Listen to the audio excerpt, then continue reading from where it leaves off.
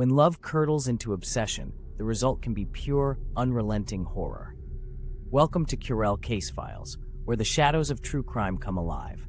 I'm your host, and tonight we're diving into one of the most infamous tales of love gone violently wrong, the chilling saga of Jodi Arias and Travis Alexander. He thought he was living a dream, young, charismatic, chasing success. She thought she had found her soulmate, until rejection morphed into a ruthless need for control. What could drive someone to obsessively stalk and eventually commit cold-blooded murder? This isn't just a case of heartbreak, it's a psychological downward spiral, complete with warning signs ignored, boundaries crossed, and a final savage act that shocked the world. We'll pull back the layers on Jodi Arias' haunting past, the dangerous escalation of her behavior, and the brutal, almost cinematic crime scene she left behind. We'll also explore the relentless investigation, the media circus, the explosive trial, and why this case still leaves people shaken. Jodi Arias didn't emerge from nowhere. She carried the scars of a troubled upbringing, chaotic parenting, fractured relationships, a hunger for validation that turned into obsession. Travis Alexander, on the other hand, was a fighter who built himself up from poverty, striving for greatness, desperate for a future full of hope. Their worlds collided, and then combusted in the worst possible way.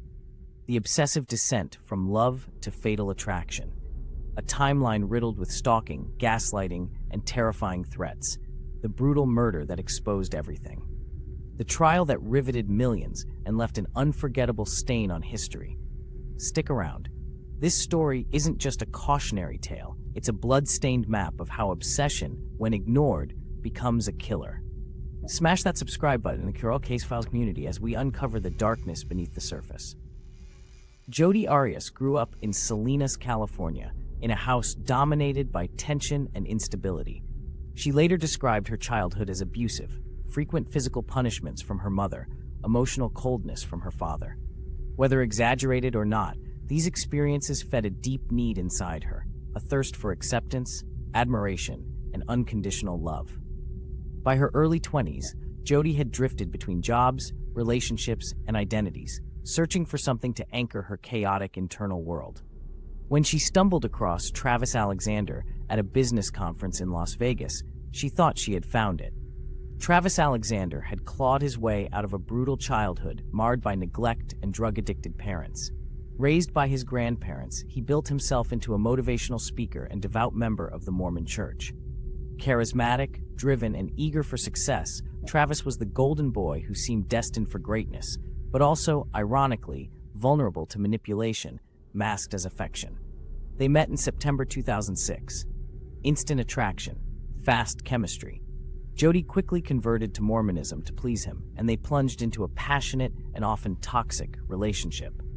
But Travis soon realized Jodi was more than intense. She was invasive, clingy, manipulative, and when he tried to distance himself, Jodi refused to let go. After Travis tried to end things, Jodi's behavior turned sinister. She slashed his tires. She hacked into his email and Facebook accounts. She showed up uninvited at his home, and sometimes inside it, hiding in the shadows. She left cryptic voicemails. She tracked his every move. Friends warned Travis, "She's dangerous." But he brushed it off. He underestimated her, a mistake that would cost him his life. One night, Travis woke to find Jodi standing silently over his bed. He once found his new girlfriend's tires slashed, a message he couldn't ignore.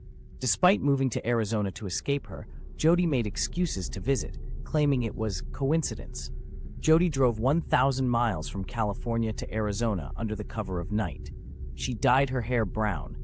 She turned off her cell phone to avoid tracking. She brought a camera, a knife, and a gun.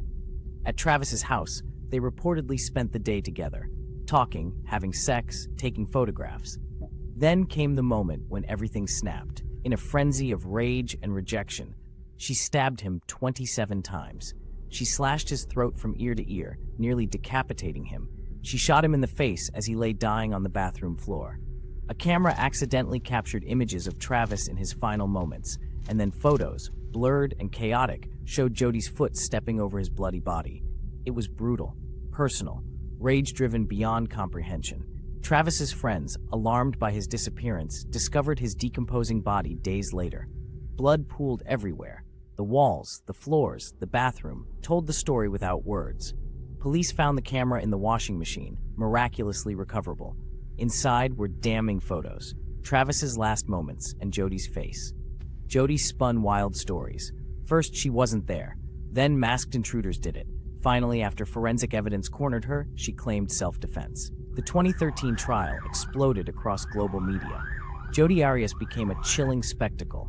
Her changing stories, her courtroom flirtations, her emotionless retelling of the slaughter. Prosecutor Juan Martinez painted her as a calculating, cold-blooded killer. The defense spun a tale of battered woman syndrome, a claim most jurors rejected. After months of savage testimony, the jury found Jodi Arias guilty of first-degree murder.